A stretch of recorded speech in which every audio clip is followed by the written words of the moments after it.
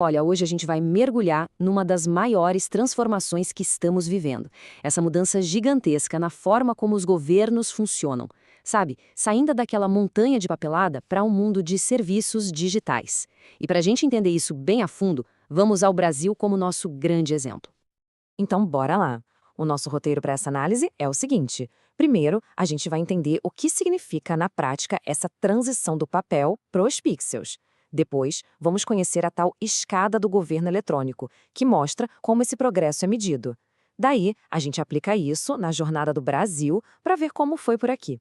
E no final, a gente fecha com uma reflexão sobre o que tudo isso significa para o futuro da cidadania. Bom, para começar, vamos colocar todo mundo na mesma página. Afinal, o que é esse tal de governo eletrônico?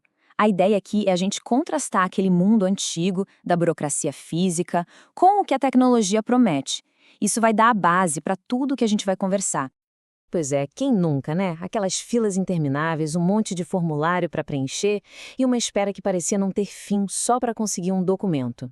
Essa frustração, que todo mundo conhece bem, é o ponto de partida perfeito para a gente entender por que essa transformação digital era, assim, tão necessária.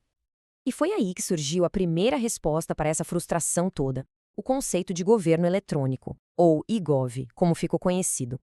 A ideia, no fundo, era bem simples. Vamos usar a tecnologia, principalmente a internet, para dar uma modernizada na máquina pública. Agora, o que é bem legal de ver aqui é que esse governo eletrônico tinha, na verdade, dois lados, duas dimensões. De um lado, tinha a dimensão interna. A ideia era usar a tecnologia para arrumar a casa, sabe? Deixar os processos do próprio governo mais eficientes. E do outro lado, a dimensão externa, que é a que a gente mais sente no dia a dia: usar a internet para entregar serviços e informação direto para a população. Certo, mas como é que se mede o progresso nessa jornada? Porque, claro, isso não acontece do dia para a noite. Para ajudar a organizar essa evolução, foi criado um modelo universal bem interessante, que funciona como se fosse uma escada mesmo. Os países vão subindo, degrau por degrau, na sua transformação digital. E tá aqui ela, a tal escada de 5 degraus criada pelas Nações Unidas. O primeiro degrau é o emergente, que é o básico do básico, uma página na internet com alguma informação parada lá. Depois vem o aprimorado, quando já dá para baixar uns formulários, umas coisas assim. No interativo, a conversa começa a fluir. Agora, o grande pulo do gato é o degrau transacional. É aqui que dá para resolver a vida de verdade. Pagar imposto, pedir licença, tudo online. E lá no topo, o objetivo final é o conectado. Um governo todo integrado onde as coisas simplesmente funcionam. Beleza. E o Brasil, onde é que entra nessa história toda?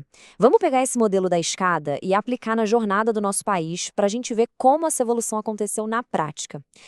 Olha, essa linha do tempo aqui conta essa história muito bem. Tudo começou lá atrás, nos anos 70, com a tecnologia sendo usada para arrumar a casa, para gestão interna mesmo. O caso do imposto de renda é um clássico. Aí, nos anos 90, o foco muda um pouco, vai mais para o atendimento. Mas a grande virada de chave mesmo veio a partir de 99, quando a internet se popularizou e permitiu que os serviços chegassem direto nas mãos das pessoas. É aqui que a história dá uma guinada importante, porque as pessoas começaram a perceber que não bastava só digitalizar os processos antigos. Era preciso repensar tudo do zero. É isso. A ficha caiu de que pegar um formulário de papel, escanear e colocar num site, isso não era transformação de verdade.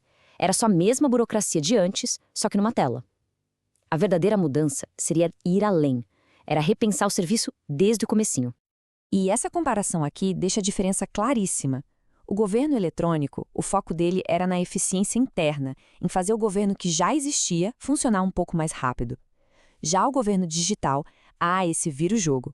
O foco sai do governo e vai 100% para o cidadão. A meta não é mais só informatizar o formulário. É reconstruir o serviço inteiro pensando como isso pode ser mais fácil para quem usa. E essa frase aqui, ela resume perfeitamente a ideia: otimizar e transformar os serviços públicos através dos olhos do cidadão. É isso, a conveniência passa a ser a de quem usa o serviço e não a de quem oferece. É uma mudança total de perspectiva que coloca as pessoas no centro de tudo. Ok, muito bonito na teoria, mas e na prática? Como é que esse governo digital aparece no dia a dia? Vamos dar uma olhada em alguns exemplos bem concretos aqui do Brasil que mostram essa filosofia funcionando. Pois é, o resultado dessa mudança de mentalidade são ferramentas muito poderosas que a gente já usa. A plataforma gov.br, por exemplo, ela junta milhares de serviços num lugar só. Acaba com aquela loucura de ter que lembrar de 1000 sites e senhas diferentes. Tem também o SEI, que é o sistema que basicamente aboliu o papel dentro do governo, uma economia de tempo e de recursos gigantesca. E, claro, o Portal da Transparência, que abre as contas do governo para qualquer um ver. E olhando para o futuro, a estratégia atual do Brasil está toda construída em cima desses pilares. Repara como tudo gira em torno daquela ideia de governo digital. Um governo centrado no cidadão, inclusivo, eficiente, integrado, seguro, transparente. O objetivo final não é só ter tecnologia por ter, é usar essa tecnologia para construir um Estado que seja melhor e principalmente mais próximo das pessoas. Bom, e para a gente fechar essa nossa análise, vamos olhar um pouco mais para frente. Porque toda essa transformação deixa no ar uma pergunta bem grande. Uma pergunta que, no fundo, redefine a nossa relação com o Estado. E a pergunta é essa: quando o governo vira um aplicativo no celular, o que significa ser um cidadão? Pensa bem. Quando pagar um imposto ou tirar um passaporte está a poucos cliques de distância, o nosso papel muda completamente. Como fica a participação das pessoas na vida pública?